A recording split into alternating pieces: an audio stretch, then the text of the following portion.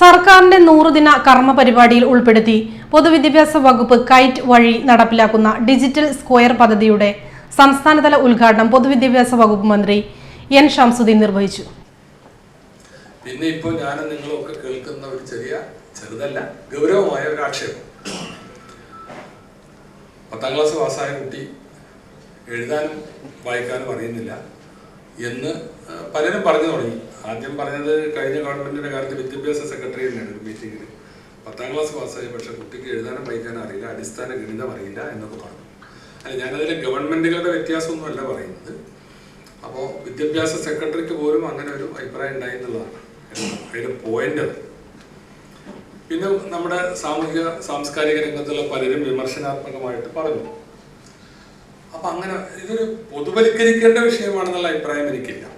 അങ്ങനെ പിന്നെ വ്യാപകമായിട്ട് ഇന്നത്തെ കുട്ടികളൊക്കെ എഴുതാനും വായിക്കാനും അറിയാത്തവരാണ്, അല്ലെങ്കിൽ അടിസ്ഥാന ഗണിതം അറിയാത്തവരാണ് എന്ന അഭിപ്രായം എനിക്കില്ല. നമ്മളെക്കാൾ മിടുക്കന്മാരാണ് നമ്മളുടെ ഈ പുതിയ തലമുറ. നമ്മുടെ മക്കൾ അല്ലെങ്കിൽ പേരമക്കളായിട്ടുള്ള ഈ തലമുറ നമ്മളെക്കാൾ മിടുക്കന്മാരാണ്, അതിലൊന്നും തർക്കമില്ല. ഫുൾ A+ കിട്ടുന്ന കുട്ടി എന്നൊക്കെ പറഞ്ഞാൽ നല്ല കാലിബർ ഉണ്ടെങ്കിലേ അങ്ങനെ കിട്ടൂ. അപ്പോൾ അതിനൊന്നും തർക്കമില്ല. പക്ഷെ ഈ ഒരു ആക്ഷേപമുണ്ട്. അപ്പോൾ അത് പരിശോധിക്കാൻ അല്ലെങ്കിൽ അത് പരിഹരിക്കാൻ, ആർക്കെങ്കിലും അങ്ങനെ ഉണ്ടെങ്കിൽ അത് പരിഹരിക്കാൻ നമ്മൾ താരാപഥം എന്ന പേരിൽ ഒരു പ്രോജക്റ്റ് അതാത് ക്ലാസ്സുകളിൽ ആർജിക്കേണ്ട വിവരം അതാത് ക്ലാസ്സിൽ ആർജിച്ചിട്ടുണ്ടോ എന്ന് വിലയിരുത്താനുള്ള ഒരു പദ്ധതി, ഒരു സ്കീം ഈ 100 ദിന കർമ്മ പരിപാടിയിൽ ഉൾപ്പെടുത്തിയിട്ടുണ്ട്.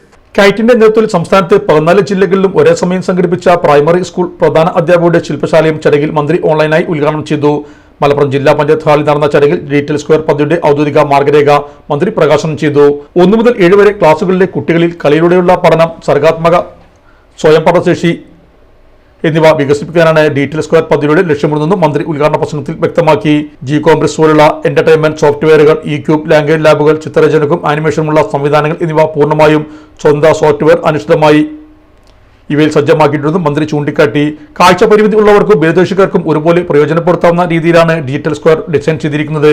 സാങ്കേതികവിദ്യ കുട്ടികൾക്ക് ലഭ്യമാകുന്നതോടൊപ്പം അവരുടെ ഡിജിറ്റൽ സുരക്ഷിതത്വം ഉറപ്പാക്കാൻ സൈബർ സുരക്ഷാ പ്രോട്ടോകോൾ 2026 ശക്തമായി നടപ്പിലാക്കുമെന്നും ഇതിനായി സ്കൂളുകളിലെ സൈബർ സേഫ്റ്റി കമ്മിറ്റികൾ സജീവമായി പ്രവർത്തിക്കണമെന്നും മന്ത്രി കൂട്ടിച്ചേർത്തു.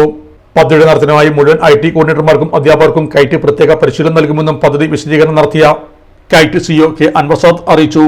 മലപ്പുറം ജില്ലാ പഞ്ചായത്ത് ഹാളിൽ നടന്ന ചടങ്ങിൽ ജില്ലാ panchayat president P. A. Jabbar Haji, standing committee ചെയർപേഴ്സൺമാരായ P. K. അസ്ലു, ഷാഹിന നിയാസി, ജില്ലാ വിദ്യാഭ്യാസ ഉപഡയറക്ടർ K. ശ്രീജ ഗോപിനാഥ്, കൈറ്റ് ജില്ലാ കോർഡിനേറ്റർ മുഹമ്മദ് ഷെരീഫ് എന്നിവർ സംബന്ധിച്ചു.